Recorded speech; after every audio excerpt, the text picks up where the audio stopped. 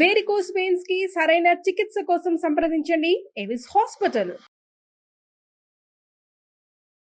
నమస్తే రమగారు. నమస్తే జయ. రమగారు, దయ్యాల కథలు చెప్పుకుంటా ఉన్నాం. మనం ఒకటి స్టార్ట్ చేసామంటే ఆ సిటీస్ మీదే వెళ్తాం కదా రమగారు. అప్పుడు అన్నీ కనపడతాయి, అట్లా బోల్డని కథలు వస్తాయి. అవును. పూర్వం ఒక ఊళ్ళోట ఒక భట్టు గారిని ఒక బ్రాహ్మణ ఆయన ఉండేవాడు. ఈయన అపరకర్మలు చేయించేవాడు. దాంతోపాటుగా ఆయన ఎలా అంటే అనాథ ప్రేత సంస్కారాలకి వాటికి వెళ్ళిపోయేవాడు.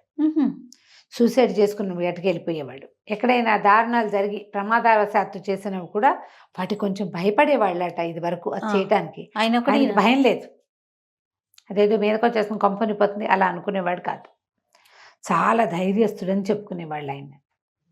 దగ్గరుండి శవాన్ని తీయించే పని కూడా చేసేవాడు ఆయన. ఏదైనా యాక్సిడెంట్లలో వాటిలలో జరిగితే ప్రమాదాలు జరుగుతాయి కదా, ఎడ్ల బళ్ళు తిరగబడిపోవటం, పాతకాలంలో చెట్ల మించి పడిపోవటం, తలకాయ పగిలిపోవటం, అలాంటి వాటికి కూడా ఏమి బెదిరేవాడు కాదు, గట్టివాడు భట్టు. అయితే ఏమైందట, ఒకనాడు ఏదో పల్లె పక్కన ఊళ్ళో ఈ ప్రేతకర్మలు చేయించడానికి వెళ్ళాడు. వెళ్తే అందరూ ఉండిపోండి సబాబు ఈ రాత్రికి ఉండడంటే ఆయన ఒప్పుకోలేదు. వెళ్ళిపోవాలంటే ఆ అడవంతా దయ్యాల భయం అండి, చాలా ప్రేతాలు తిరుగుతాయి, బోల్డని చిన్నలు కనపడతాయి వాటివి, వద్దంటే నాకేం భయము, నేను ఈ పనులు చేసేవాడికి అసలు భయం ఉండకూడదు కదా, నా గాయత్రి నన్ను రక్షిస్తుంది, నాకేం భయం లేదని పక్కపక్క నవ్వాడు. బయలుదేరితే ఈయన అడవి దారి పట్టేసరికి అర్ధరాత్రి అయిపోయింది. బాగా 4 బార్లు నడిస్తే కానీ అడవి దాటలేడు. ఈయనకి వాతావరణం చల్లగా అయిపోవటము, పిట్ట మనిషి అన్నవాడు లేకపోవటంతో కొద్దిగా చిన్న దుడుకొచ్చింది లోపల. వచ్చింది కానీ పెద్ద వెనక్కి తీల. ఒక చిన్న మూట ఉంది ఆయనకి, వాళ్ళు ఇచ్చిన సామాన్లు లేవు, అది భుజాన్ని వేసుకుని నడుస్తున్నాడు. దూరంగా ఒక పురాతనమైన ఇల్లుటి కనపడింది. భయంగానే ఉంది కానీ వెళ్తున్నాడు ముందుకి. వెళ్తుంటే అది ఇల్లు దగ్గర పడేసరికల్లా ఎవరో ఒక అమ్మాయి అక్కడ నిలబడింది. ఆ అమ్మాయి ఇటువైపు లేదు, దాని మొహం ఇంటివైపు చూస్తుంది. నేను ఏమనుకున్నాడు, ఒకసారి ముందు భయం వేసి నేను అనుకుని, ఏమిటి ఇంతమందిని చూసా మనకు భయం ఏమిటి, ఇది ఎవరితో ఊళ్ళో పిల్ల ఏ సూసైడ్ చేసుకోవడానికో వచ్చింది పిచ్చిమొహంది, 4 మంచి మాటలు చెప్పి అర్ధరాత్రి పూట ఆడపిల్ల అడవిలో పాడుపడిన వాకిట్లో ఎందుకు నుంచుంటుంది, అదే పెద్ద ఇంత పొడుగు జడ లంగా ఓణి వేసుకున్నట్టుగా కనపడుతుంది, ఒక 18 ఏళ్ల పిల్ల. ఇంట్లో ఏ బాధలు పడో, ఏ సవితల్లి బాధలో, ఏ అత్తగారి బాధో, మొగుడు బాధో, మేనమావ బాధో, ఇక్కడికి వచ్చింది పైకి ఎక్కి దూకుదామని చూస్తుంది కాబోలు. మరి దీన్ని ఎటాగైనా మాట్లాడి దీన్ని సరిచేద్దాం అంటాడు. ఏమే అమ్మాయి, ఎవరమ్మాయి నువ్వు, ఇక్కడ ఎందుకే నుంచున్నావు, ఈ రాత్రి వేళ ఎందుకు వచ్చావమ్మాయి అడవిలోకి, పద నేను ఊళ్ళో దిగబెడతాను అన్నాడు. అనేసరికి ఆ అమ్మాయి అంది, ఎహేపా నీకెందుకు, నా గోళ వెళ్ళిపో, నీ దారి నువ్వు.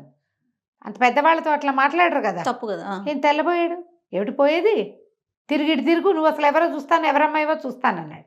అనేసరికి అలా అమ్మాయి అంది, దయ్యాన్ని నేను, నువ్వు ఇంతమందినో చూశాను, నేను భయం లేదు, నాకేం భయం లేదు, తిరిగి అంటే నువ్వు పోతావా పోవా, నీ దారి నువ్వు, నేను పడతాను జాగ్రత్త, దయ్యం పట్టడం అనమాట, నేను పట్టుకుంటాను, నన్ను బట్టే దయ్యం ఇంకా భూమి మీద పుట్టలేదు, అసలు నువ్వెవరో చూస్తాను, ఏది నీ మొహం చూపించి నాకు అన్నాడు. ఇటు తిరిగితే అది ఎట్లా ఉంది, సన్నగా పొడుగ్గా చక్కగా ఉంది పర్సనాలిటీ, మొహం సొద్దగా ఒక రకంగా ఉంది.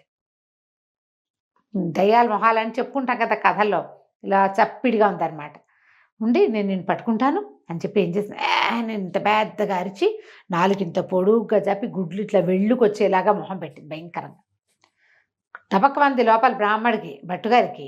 కానీ అబ్బో ఇంతకంటే పెద్ద పెద్ద నాలుకలు ఎన్ని చూశాను నేను, పేక ఊరేసుకున్న వాళ్ళని 100 మందిని దహనం చేయించా, నాలుక ఈ బార్ వస్తుంది బయటికి, ఇది ఒక నాలుక ఇవో గుడ్లా అన్నాడు. మామూలుగా సూసైడ్ ఊరేసుకుంటే ఏమవుతుంది, కళ్ళు వెళ్ళుకొచ్చేసి నాలుక బయటకు వచ్చేస్తుంది కదా, సినిమాల్లో చూపించరు, ఒరిజినల్గా వేరేగా ఉంటుంది, భయంకరంగా ఉంటుంది రూపం. అవును, ఇంతకంటే పెద్ద పెద్ద రూపాలను చూశాను నేను, పోపో అన్నాడు.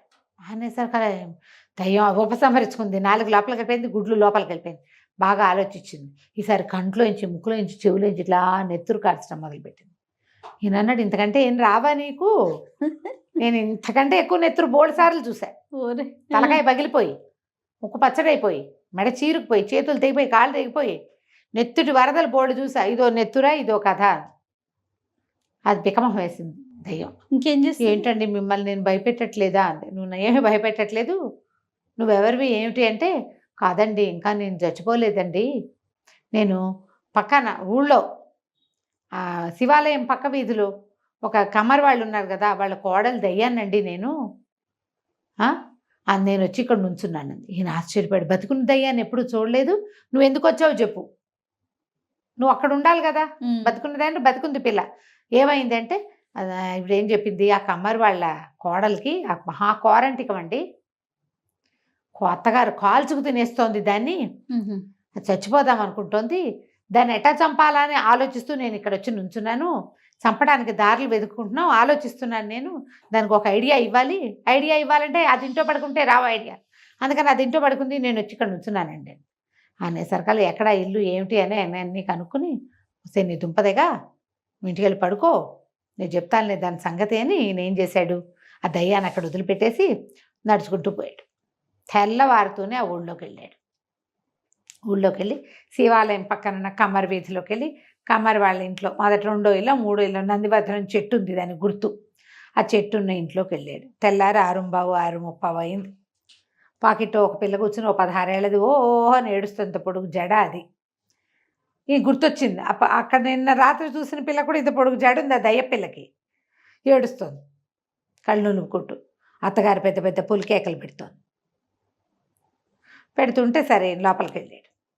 ఏమిటి అన్నాడు. ఏమిటంటే సరే ఆవిడ ఏదో చెప్పబోయింది. ముందు రోజు రాత్రి ఇంకా ఏం జరిగింది, అత్తగారు మర్నాడు ఏదో పూజ చేసుకుంటోంది కమ్మరి వాళ్ళ ఇంట్లో. ఓకే. ఆ పూజ చేసుకునేటప్పుడు ఆవిడ అందరికీ పంచడానికి అరటిపళ్ళు తెచ్చింది బోల్డ్ పళ్ళు. అరటిపళ్ళ బుట్ట దాచేస్తే కోడల మీద కోపం వచ్చి ఆవిడ 2 మొడుతుంది. పిల్ల ఏం చేస్తుంది, పరిగెత్తుకుంటూ వెళ్ళి నూతులో పడుతుంది, లేదా చెరులో పడుతుంది, చావు వస్తుంది అని చెప్పాడు బ్రాహ్మణుడు. ఈ దయ్యం ఏం చేస్తుంది, ఇంటికి వెళ్ళి అరటిపళ్ళ పెద్ద బుట్టను తీసుకెళ్ళి అటక మీద పెట్టింది. కమ్మరి వాళ్ళ ఇంట్లో అరటిపళ్ళ బుట్ట కనిపించట్లా. ఆవిడ లబలబలాడుతూ తిట్టేస్తోంది, దరిచేస్తోంది, నానా తిట్లు తిడుతోంది కోడల్ని. లోపలికి వెళ్ళాడు. నేను లోపలికి వెళ్ళేసరికల్లా, ఏమిటో అమ్మాయి పొద్దున్నే ఏదో పూజ పెట్టుకున్నావు, ఏమిటో అరుస్తున్నావంటే, ఏం చేయను బాబు, పాపిష్టి పిల్ల, ఒక్క పని రాదు దీనికి, చూసి దీన్ని చేసుకున్నా జడ మొహం బాగుందని, అవి తప్పిస్తే ఏమీ లేవు దీనికి, పూజ అండి 9-10 అయ్యేసరికల్లా ముత్తైదులంతా వచ్చేస్తారు, పెద్ద పెద్ద బొట్టండి, అరటిపళ్ళు మాయం చేసేసింది, తినేసిందో పారేసిందో తెలియదండి, పోయినాయండి. మరి ఇదే కదా జవాబుదారీ, దానికే అప్పచెప్పారు. రాత్రి పొద్దున్నే లేచి తాంబూలాలు పెట్టమన్నా, తమలపాకులు పెట్టింది, అరటిపళ్ళు లేవంటుంది, చూపించారు రాత్రి అని ఆవిడ తిట్టేసరికల్లా ఈయన అన్నాడు, అటకెక్కి చూడు పైన ఉన్నాయి అరటిపళ్ళు అన్నాడు. ఆశ్చర్యపోయింది. అటకెక్కింది, ఒక నిచ్చెన వేసుకుని ఎక్కాలి. కోడలు ఇట్లా చూస్తుంది ఆశ్చర్యంగా, దానికి తెలియదు కదా. అవును.